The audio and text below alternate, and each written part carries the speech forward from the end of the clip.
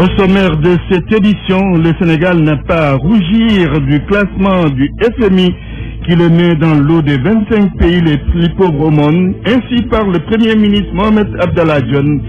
D'après le chef du gouvernement, notre économie est la 19e en Afrique. Cette bonne nouvelle, le prix de l'électricité pourrait baisser d'ici 2017 d'après la commission de régulation du secteur de l'électricité. L'opinion est formelle, pas question de légaliser l'homosexualité au Sénégal. Les citoyens interrogés partagent la position du président Macky Sall sur la question. Beaucoup de questions, justement, ont été abordées avec la chaîne iTélé. Un exercice certes réussi pour le président Macky Sall du point de vue du fond, mais il y a beaucoup à redire par rapport à la forme et au procédé. Le commentaire d'RFM dans ce midi. Meurtre de notre compatriote Souleymane Diallo en Côte d'Ivoire. Son corps rapatrié demain. Dans cette affaire, un policier a été déjà suspendu. Vous entendrez l'ambassadeur du Sénégal en Côte d'Ivoire dans ce midi. Bonjour Binta Diallo. Bonjour Antoine. Les titres de l'actualité internationale. Alassane Ouattara rafle presque tout en Côte d'Ivoire. Notre envoyé spécial nous annonce plus de 80% en faveur du président sortant au terme de 47% de dépouillement. Le taux de participation serait de 50%. Cellou Dalein Diallo appelle quant à lui ses militants à la mobilisation. Condé a volé sa victoire, a déclaré le candidat de l'UFDG. L'enjeu du sommet Inde-Asie pour le Inde-Afrique pour le Sénégal, le transfert de technologie. On en parle avec professeur Alim Ndiaye, auteur du livre L'Afrique dans la politique étrangère indienne. Le sommet Inde-Afrique s'est ouvert aujourd'hui à New Delhi. Développement de tous ces titres aux alentours de 12h15. Les titres sport, cher Tidiane Diane, bonjour. Bonjour Antoine Diouf et bonjour à tous. Mamadou Viendoy a joué hier son ultime match de basketball. Le meneur de jeu de l'université Gaston Berger de Saint-Louis avait qualifié son pays pour la première fois à une phase finale de Coupe du Monde. Navetan, la zone 2 de l'ODCAV de Dakar joue ce soir ses demi-finales. Vous entendrez un des membres de cette structure et puis nous parlons de la Mauritanie qui a été éliminée du championnat d'Afrique des Nations prévu au courant du mois de janvier prochain au Rwanda. C'était donc ce week-end, la Mauritanie continue tout de même le travail. Point de vue, le Sénégal classé parmi les 25 pays les plus pauvres au monde. Qu'en pensez-vous? C'est le débat du jour. Bienvenue à toutes et à tous. Mesdames, Messieurs, bonjour. Le classement du FMI qui met le Sénégal dans le groupe des 25 pays les plus pauvres au monde ne semble pas plaire aux autorités de notre pays. Donc, le Premier ministre qui a réagi à cette récente actualité a tout simplement déclaré que le Sénégal n'a pas à rougir car notre pays, qui est la 19e économie africaine, travaille dans le cadre du PSE pour être dans le top 10 africain. Écoutons Mohamed Abdallah Dionne au micro de Barthélémy Ngom. Dans ce document, il y a plus de 50 tableaux. Il ne faut pas se concentrer sur l'un et oublier les autres. Il faut une approche holistique. Pourquoi dit-on que la Chine est la première puissance du monde par rapport aux États-Unis? Si on prend de manière stricte le PIB par tête, celui de la Chine est bien derrière les performances d'un pays comme les États-Unis ou le Japon. Pourquoi dit-on que le Nigeria est devenu la première puissance africaine, économique africaine, devant l'Afrique du Sud, devant l'Égypte? C'est parce qu'on prend comme agrégat la part du pays dans le PIB mondial. Et nous n'avons pas de quoi rougir au Sénégal. Nous sommes dans les mêmes tableaux du FMI. La 19e économie africaine sur 54 pays. Nous produisons 15 milliards de dollars. Nous avons un PIB nominal de 15 milliards de dollars, le Sénégal. Donc, avec nos 15 milliards, nous pouvons acheter, si on était des Américains vivant aux États-Unis, pour 36 milliards de dollars. L'ambition du président de la République, quand il a mis en place le plan Sénégal émergent, c'était justement de provoquer cette transformation structurelle qui puisse nous amener dans le top 10 des économies africaines. Mohamed Dionne s'exprimait ce matin lors du lancement officiel de la consultation régionale des leaders confessionnels sur le dividende démographique et l'accès aux services de santé et de la reproduction. Une rencontre de 2 jours organisée par le Fonds des Nations Unies pour la population. Le classement du FMI donc, réaction de Moussa Touré, l'ancien ministre sénégalais de l'économie et des finances et ancien président de la commission de l'UEMOA. Il remet en cause les chiffres fournis par les autorités sénégalaises, chiffres du FMI et de la Banque mondiale. Moussa Touré au micro de Daouda Diouf. Si je n'avais pas eu connaissance de ces chiffres qui viennent du Fonds monétaire, du siège du Fonds monétaire, j'aurais dit que c'est impossible qu'un pays puisse voir son PIB baisser de plus de 10% d'une année à l'autre. Et le revenu des Sénégalais lui-même a baissé de 13,5% entre 2014 et 2015. Alors, ça nous interpelle sur deux choses très graves, à mon avis. Lesquelles la première des choses, c'est que ces chiffres, comme je l'ai dit, viennent du siège du Fonds monétaire international.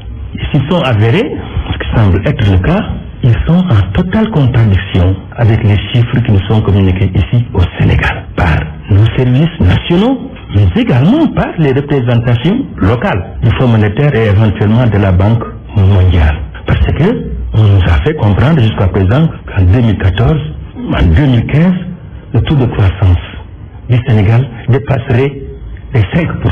Alors, dépasserait les 5%, et ces chiffres révèlent une baisse de plus de 10%.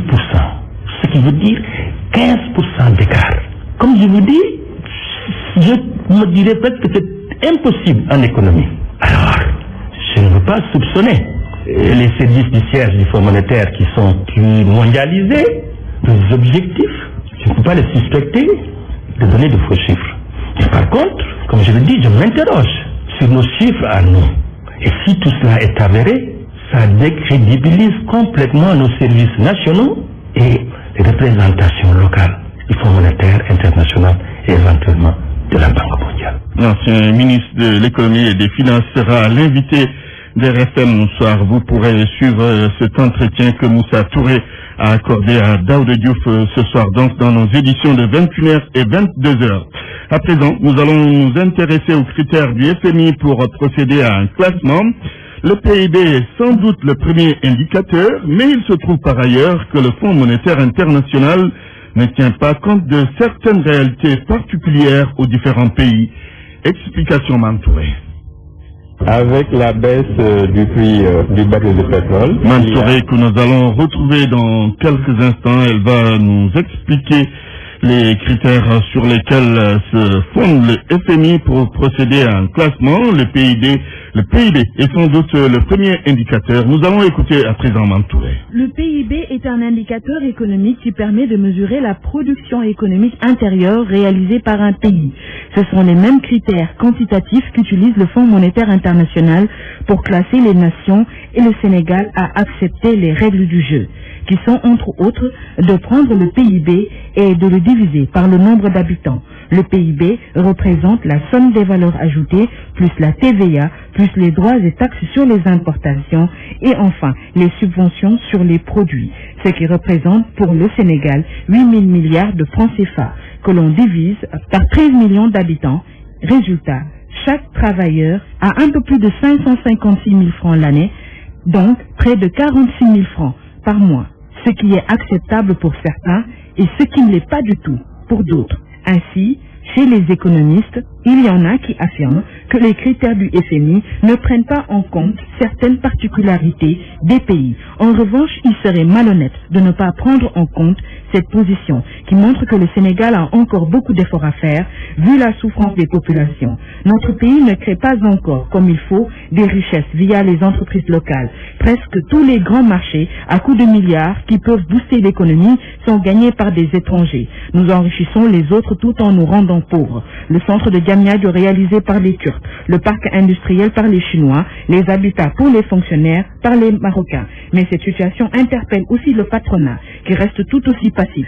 Un patronat souvent incapable de gérer les marchés comme il faut. Seulement, l'État a aussi l'obligation de réduire les charges pour inciter le secteur privé. L'État doit aussi arrêter les dépenses de prestige et sans les dépenses de prestige, bref, les dépenses sans intérêt. En somme, il faut travailler sans relâche, car le classement du FMI vaut ce qu'il vaut.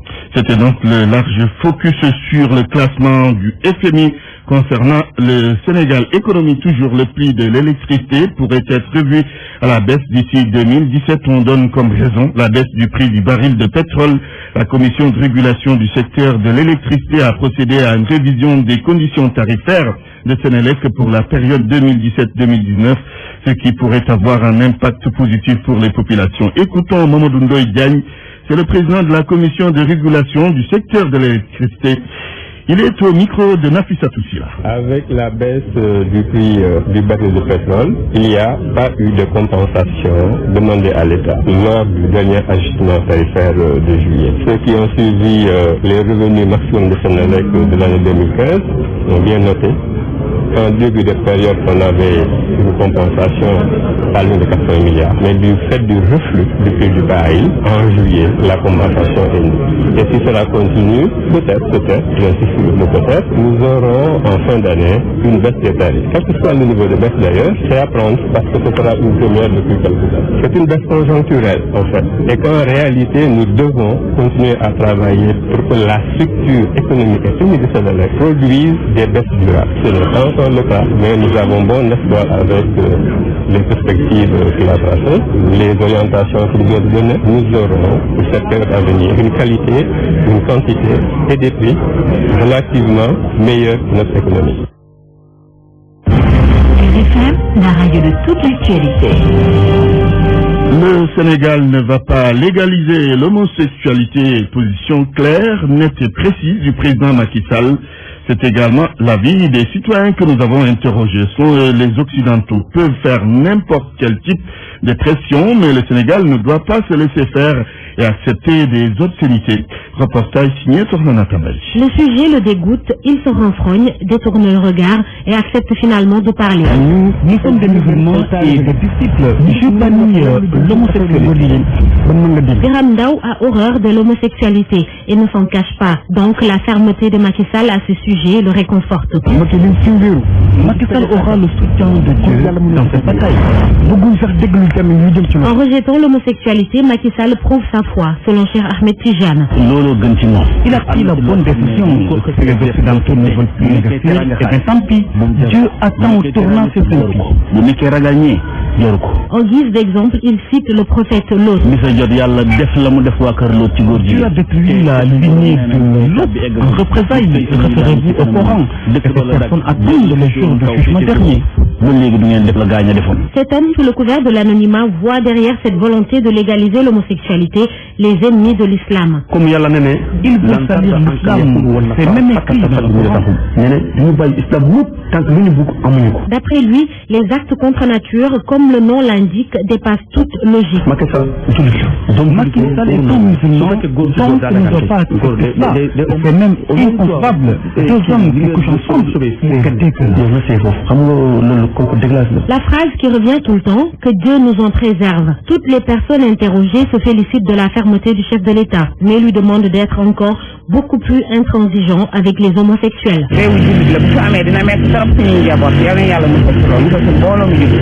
Le président Macky Sall était hier l'invité de la chaîne de télévision iTélé. Il a abordé plusieurs questions avec nos confrères et ce fut un exercice réussi dans le fond. Mais ce qui est dérangeant, et on le dira jamais assez, c'est la promptitude de nos dirigeants à répondre à des invitations des médias étrangers, mais aussi à évoquer des questions d'ordre national sur les plateaux de télé et les zones de radio étrangères. Et comment d'ailleurs ils sont traités par ses confrères et consoeurs, le commentaire de Babacar Fall. Il n'y a pas vraiment de quoi se glorifier de l'invitation faite au président Macky Sall par cette chaîne de télévision, comme semble le faire le service communication de la présidence de la République. L'entourage de Macky Sall est passé plutôt à côté de la plaque parce que la chaîne télé dont il est question n'est pas la mieux suivie de France, loin de là. D'ailleurs, ce n'est pas là-bas que le président français se rend quand il veut s'adresser aux Français. Et pire, Macky Sall, comme d'habitude, et comme son prédécesseur Abdoulaye Wade, s'est épanché sur des sujets sénégalais. Il devait penser au parallélisme des formes. Les chefs d'État français ne parlent jamais à l'étranger de sujets de politique intérieure. François Hollande ne viendrait jamais au Sénégal parler de Nicolas Sarkozy ou de Marine Le Pen, ses pires ennemis. En plus, l'attitude de la présentatrice hier, la journaliste tout au long de l'émission a tutoyé le président Sall, elle n'a à aucun moment attribué au chef d'État sénégalais son titre de président de la République. Il faut ensuite regarder le communiqué du service presse de la présidence de la République du Sénégal dans lequel on annonce le passage de Macky Sall dans cette émission. Les conseillers en communication du chef d'État sénégalais parlent d'innovation parce que pour la première fois, à l'instar de Barack Obama, pour reprendre leurs propres termes, qu'à l'instar du président Barack Obama, le président Sall se rend sur un plateau de télé. Oui, mais où? À l'étranger, pas sur les chaînes sénégalaises. Ici, pour interviewer Macky Sall, il faut tenter sa chance, aller le trouver à Catherine, par exemple. RFM, radio de modulation, 94.0, la radio en puissance. La dépouille de Souleymane Diallo, attendu demain à Dakar, ce chauffeur de taxi sénégalais tué il y a quelques semaines à Abidjan par des agents de la police criminelle ivoirienne. Ils le soupçonnaient d'avoir commis un viol et lui ont tiré 4 balles. Un commissaire de police a été suspendu. Explication de l'ambassadeur du Sénégal en Côte d'Ivoire, Abdoulaye Souran, au micro de notre envoyé spécial El Hadj Dioudiana. Ils ont remis avant-hier le rapport au procureur qui doit mener son enquête pour déterminer, les responsabilités. Parce que le président Ouattara m'a dit à 3 reprises qu'il est en train de suivre personnellement cette affaire. Jusque-là, il n'y a pas encore d'arrestation ni de mesures conservatoires. Pour le moment, l'agent a été suspendu. Mais comme il s'agit d'un commissaire de police, d'après les informations que nous avons eues, ils sont en train de mener 2 enquêtes. Il y a l'enquête au niveau du civil et l'enquête au niveau militaire. Donc, le procureur a le dossier, il doit saisir son homologue militaire pour qu'il puisse l'étudier. Le ministre d'État des Affaires étrangères de la Côte d'Ivoire a saisi son homologue du Sénégal pour présenter les condoléances du gouvernement de la République de Côte d'Ivoire et le regret. C'est bien cela. Donc, pour le moment, le corps vient d'être disponible, mais l'enquête est en cours. Le corps va être rapatrié demain et il y aura une petite cérémonie que nous allons organiser. L'ambassadeur du Sénégal en Côte d'Ivoire. Nous poursuivons notre série de reportages sur le mal-vivre des populations de certaines localités des régions de Kaolack et de Kaffrine. Aujourd'hui, nous nous intéressons à la commune de Idemourid. Ici, les populations ont des problèmes d'eau potable. Depuis 1 an, leur forage est en panne. Elles partagent l'eau de pluie avec les animaux. Ibrahim Diané. À l'instar des populations de Khoumar dans le département de Kaffrine, celle de Idemourid dans le département de Koungheul, elle aussi souffre d'un terrible manque d'eau. Leur unique forage est tombé en panne il y a cela presque 1 an et pour exprimer leur ras-le-bol, elles sont descendues dans la rue. Murtala Bitey a porté leur parole. Idemourid souffre, on n'a pas accès à l'eau potable. On ne peut pas vivre sans eau potable. L'eau est la première source de vie. Comment on peut vivre sans eau? C'est impossible. On ne peut pas espérer que le Sénégal va émerger dans ces conditions-là. C'est impossible. À ce moment, leur seul recours pour s'approvisionner en eau, ce sont les puits. Lesquels puits autour desquels elles se bousculent avec les ânes, les chevaux et les bovins. Suffisant donc pour ces populations de la commune de Idemourid d'interpeller les autorités au plus haut niveau. On appelle à l'endroit de M. le Président de la République nationale, M. Macky Sall, que Idemourid fait partie du Sénégal. Idemourid est une partie intégrante du Sénégal. S'il vous plaît, venez au secours à Idemourid, on a besoin de ça. Idemourid agonise, s'il vous plaît, M. le Président de la République, son excellence Macky Sall, en passant par le ministre de l'Hydraulique, M. Mansour Faye, maire de Saint-Louis. On vous demande de venir au secours de la population de Idemourid. On en a besoin et que c'est une urgence. L'autre urgence clamée par les populations de Idemourid, c'est le manque d'électricité dans plusieurs parties de la commune, mais surtout le réseau téléphonique très défectueux. Ibrahim Diané, Kaolack, Radio Futur Média. L'actualité internationale. Rebonjour Binta Diallo.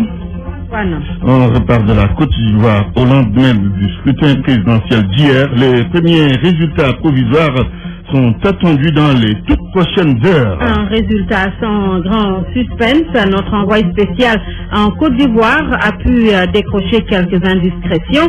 El Hadj Ndiogou-Diène est en ligne. Bonjour El Hadj. El Hadj. El Hadj Ndiogou-Diène, oui, qui est en direct d'Abidjan. El Hadj Ndiogou-Diène. Oui, Binta, bonjour. Bonjour. Alors, Alassane Ouattara serait le grand favori de ce scrutin. Selon des informations obtenues par RFM, si la tendance se maintient, ce qui serait certain, c'est qu'Alassane Ouattara sera réélu avec une écrasante majorité, car selon nos informations, à 47% du dépouillement, Le candidat du RHDP arrive largement en tête avec 82,6% des voix. Il est suivi de Pascal Affingesson, candidat du FPI avec 9,7%. KKB Kouadjo Kona Bertin lui arrive en troisième position avec 4,6% des voix et Henriette Adjoua Lagouel obtient 1%. Et puis le président qui remporte aussi la capitale Abidjan qui constitue un enjeu stratégique.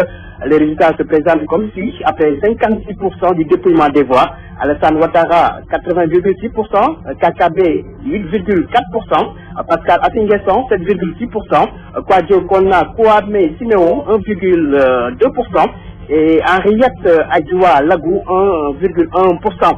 Le président qui remporte aussi la diaspora à 56% du dépouillement avec 91,5%, Pascal Affingesson 4,1% et KKB 2,7%. Selon toujours nos sources, c'est le taux de participation après 50% du dépouillement se chiffre à 41,98%. Un taux très moyen et faible même pourrait-on dire si on le compare au scrutin de 2010 où la participation était de 83%. Le taux de participation qui constitue justement le principal enjeu de ce scrutin, boycotté, rappelons-le, par trois des candidats que sont Charles Konabani, Amaraïsi et Mamoudou Kalibali. Binta a retenu que pour l'heure, on attend encore les résultats provisoires officiels que doit publier la CI, la Commission électorale indépendante. Que vous allez nous livrer, Elhadj Ndiogoudienne. Merci, il était en direct d'Abidjan. Direction la Guinée, où Cellou Dalein Diallo appelle ses militants à la mobilisation. Le candidat de l'UFDG était en meeting. Il a déclaré que Alpha Condé a volé sa victoire. Le chef de l'opposition guinéenne arrive deuxième au scrutin présidentiel du 11 octobre dernier. Il exclut toute entrée dans le gouvernement Condé. Burkina Faso, l'ex-parti au pouvoir, demande la fin du gel de ses avoirs. Porte-parole donc, à l'orée de la présidentielle. Le CDP veut participer aux élections à venir, mais demande la levée du gel de ses avoirs. Le Congrès pour la démocratie et le progrès déclare n'être ni de près ni de loin mêlé au coup d'État perpétré par Djendéré. Plusieurs de ses membres ont été d'ailleurs entendus dans le cadre de cette enquête. Direction Nigeria, qui a échappé à des attentats ce week-end. Lagos, la plus grande ville du Nigeria, était visée par Boko Haram. Plus de 43 d'entre ces terroristes ont été arrêtés. Et nous restons au Nigeria, Antoine, pour parler d'autosuffisance alimentaire, sujet qui fait débat au Sénégal. Focus sur le modèle nigérian, un pays qui semble réussir l'autosuffisance alimentaire. La correspondance à Lagos de Ndeye Mbarou Diouf. Vaste et diversifiée, l'agriculture nigériane jouit d'un potentiel énorme de développement. Le secteur représente 44% du PIB, emploie plus de 70% de la population active et détient 40% des terres arables d'Afrique. Les enjeux agricoles les plus importants se concentrent désormais sur les céréales, notamment le riz et le blé. Les importations de blé ont été divisées par deux depuis quelques années grâce à l'incorporation obligatoire de farine de manioc dans la fabrication de pain. Pour le riz, autre aliment de base des Nigérians, c'est évidemment bien plus compliqué. En 2013, les importations sont passées de 140 000 à 3,5 millions de tonnes, essentiellement en provenance du Bénin. L'État fédéral vise à parvenir à la sécurité et à l'autosuffisance alimentaire, tout en devenant un important exportateur de la région. Abuja s'était fixé une échéance d'autosuffisance pour 2015, mais ces prévisions viennent d'être reportées à fin 2017. Actuellement, en dehors de la zone CEDEAO, l'importation de riz est formellement interdite sur son territoire. Bien que sa production soit en constante augmentation ces 4 dernières années, pour la première économie africaine, atteindre la sécurité alimentaire demeure un défi majeur, perpétuellement remis en question par la croissance rapide de sa population. À cela s'ajoutent les menaces de Boko Haram, la secte islamiste sévissant dans le nord du pays, qui concentre les terres les plus fertiles. Ndeye Mbarou Diouf, Lagos, pour la RFM. New Delhi accueille le premier sommet M-Afrique à partir d'aujourd'hui. Au moment où la présence chinoise se rétrécit sur le continent noir, l'Inde tente de se relancer économiquement sur le continent. Le sommet Inde-Afrique qui s'est ouvert à New Delhi va impulser un nouvel élan aux relations entre l'Inde et l'Afrique. L'enjeu pour le Sénégal, c'est le transfert de technologies endogènes. comme l'Inde a eu à le faire pour lutter efficacement contre le chômage des jeunes. C'est ce que dit professeur Ali Ndiaye, cofondateur du Centre sur le partenariat Inde-Afrique. Il a publié un livre en 2013, L'Afrique dans la politique étrangère indienne. Il est joint au Canada par Erhaj Alassane Samba Diop. Le Sénégal fait figure d'exception francophone dans la politique indienne de l'Afrique. Parce que jusqu'à présent, l'Inde était plutôt concentrée vers les États anglophones de l'Afrique de l'Est, où se trouve une grande partie de population d'origine indienne. Mais la spécificité du Sénégal, c'est d'être un pays qui, depuis Senghor, a pu s'insérer en fait dans le centre de la politique africaine de l'Inde, et qu'aujourd'hui, cette situation a continué, parce que le Sénégal est l'un des rares pays qui bénéficie des 3 principaux programmes que l'Inde a lancés envers l'Afrique, à savoir le programme donc de e-learning qui s'appelle Pan-African Business Network. Il s'agit aussi du programme Focus Africa et enfin du programme Team9 dans lequel le président Abdoulaye Wade avait joué d'ailleurs un rôle très important. Mais le principal enjeu pour moi, pour le Sénégal, c'est de pouvoir, par rapport à la construction de son économie, de pouvoir profiter du capital technique et technologique que l'Inde a accumulé au cours de ces dernières années. Parce que la spécificité de l'Inde, c'est d'avoir pu mobiliser ces chercheurs pour construire de manière endogène des solutions aux problèmes justement qu'elle a confrontés. Donc, dans le cas par exemple de la révolution agricole sous Indira Gandhi, les recettes étaient exclusivement de la part de chercheurs indiens. Il en est de même pour le grand tournant vers les nouvelles technologies qui a eu lieu pour Rajiv Gandhi. Donc, ce capital technologique, le Sénégal doit pouvoir le chercher pour effectivement essayer de construire une industrie plus forte en vue de créer beaucoup plus d'emplois justement pour ces populations jeunes qui en ont tant besoin. Le président s'empare à ce sommet Inde-Africain. Merci Binsa Diallo pour cette page internationale. Parole aux auditeurs. L'actualité, qu'en pensez-vous? Moi, je pense qu'il faut sauver. Réagissez dans nos éditions d'information sur l'actualité. Bonjour. Oui, bienvenue sur cette antenne de radio. Du lundi au vendredi, vous avez la parole sur IDFM. Le Sénégal classé parmi les 25 pays les plus pauvres au monde, qu'en pensez-vous? On va en parler dans quelques minutes.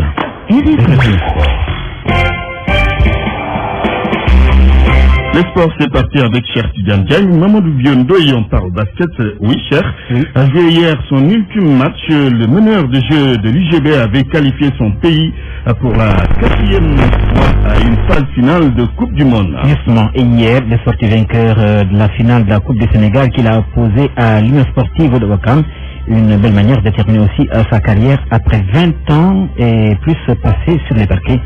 Le portrait signé Sodaka. Il a joué son dernier match sur le parquet de Marius Ndiaye ce week-end. Mamadou Diendoy met un terme à sa carrière de basketteur à 36 ans avec un trophée de Coupe du Sénégal remporté par son équipe UGB. Ils font en larmes pour ce dernier sacre en tant que joueur. C'était normal aussi parce que sérieusement là où j'en suis, il faut que je passe à autre chose. Essayer d'encadrer les gosses, de les aider parce qu'il y a de nouveaux talents qui sont là. Du haut de son mètre 91 pour 86 kilos, Mamadou Diendoy fait partie de ceux qui ont fait les beaux jours de l'UGB, un club avec lequel le meneur a remporté 5 trophées pour 8 finales disputées. Un joueur qui n'hésite pas de partager son expérience avec ses coéquipiers. D'autres le croiraient même coach adjoint. Une expérience de plus de 20 ans. Le jeune Lébou a embrassé le basket en 1994 avec le Casasport qui avait à l'époque une section de basket. Mamadou Diendoy ne manque pas de féliciter Ousseynou Ndiaga Diop, ancien DTN, et Tafa Sall qui lui ont appris à jouer au basket. Toujours sur le plan local, Mamadou Vieux est passé par la GIA où il a remporté beaucoup de trophées. De la Jeanne d'Arc, il retrouve le Saltigué, puis à nouveau la GIA avant de tenter une expérience au Maroc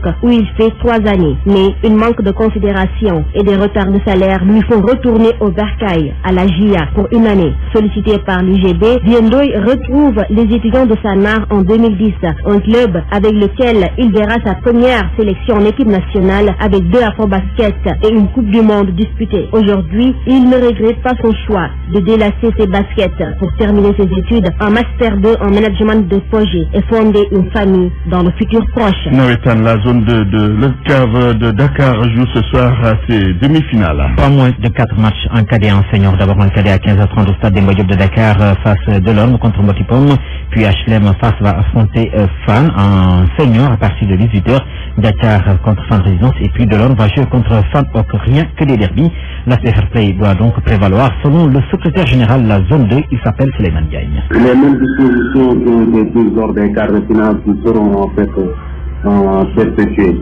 Donc, comme nous l'avons bien fait avec les autorités en fait policières de la Médina, de Grand Dakar et du Point E. Donc c'est des dispositifs sécuritaires donc qui sera en fait mis en place donc pour permettre en fait aux spectateurs, aux riverains en fait de pouvoir en fait passer un bon après-midi au stade. Et puis à Louga-le-Décave regrette les incidents survenus samedi au stade Albouri Ndiaye lors de la finale opposant Yego à Diamono. Une trentaine de blessés à la suite des échauffourées entre supporters et éléments du GMI. Ismaël Mbengue Fall, le président de l'ODCAV, plutôt avec Abdoulaye Sambou. En tant qu'ODCAV, nous sommes prêts encore à assurer notre collaboration et à nous féliciter de tout les services que les forces nous rendent chaque jour dans nos stades. À l'endroit des parents, nous compatissons à la douleur et nous disons au familles effectivement que nous avons été solidaires. Nous avons aussi pris en charge les frais médicaux de tous les blessés. C'était pour montrer aux populations que nous compatissons à la douleur. Et que ce qui s'est passé, il faut le mettre dans le compte du sport. Et aujourd'hui même, je crois qu'il faut dépassionner. Il faut voir effectivement que le sport, c'est un facteur d'unité. Ça permet l'échange. Et ce qui s'est passé hier, donc nous le déplorons, nous le regrettons. Et effectivement, nous sommes en train de nous organiser aujourd'hui au niveau de l'ODCAV pour voir les perspectives et pour voir les voies et moyens pour aujourd'hui parler avec eux et leur faire comprendre que ce qui est arrivé, c'est quelque chose qui est arrivé, mais c'est pas quelque chose que nous avons provoqué. Et que effectivement, nous sommes prêts, en tout cas, à prendre toutes les dispositions pour vraiment assurer une suite paisible des Navétanes. Il faudra rencontrer les autorités, le préfet, le gouverneur, le commissaire, et effectivement, regretter l'incident et effectivement, essayer d'envisager l'avenir sous une perspective paisible. Et puis, Chan Rwanda 2016, le Sénégal ne sera pas, on le sait, ce sera aussi le cas pour la Mauritanie qui n'est pas allée au bout de ses rêves. Les Mauraboutoun ont été éliminés à l'étape dont ils étaient éliminés plutôt, mais cela n'entrave en rien l'objectif, c'est-à-dire mettre sur pied une équipe compétitive. Lors de nos prochaines éditions, vous entendrez le président de la Fédération mauritanienne de football, Mohamed Yahya, et puis Angola, Gabon, Guinée, Mali, Maroc, Tunisie, Zambie, Zimbabwe, République démocratique du Congo, Niger, Nigeria, Éthiopie, Ouganda et bien naturellement les pays hôtes du Chan, le Rwanda, sont qualifiés. Pour l'instant, il reste 2 nations qui vont compléter les 16 équipes. Et ce sera donc à l'issue des rencontres prévues le week-end prochain entre la Côte d'Ivoire et l'équipe du Ghana, mais aussi entre le Cameroun et le Congo. Brazzaville. Antoine, c'est bien fini. Bien, merci.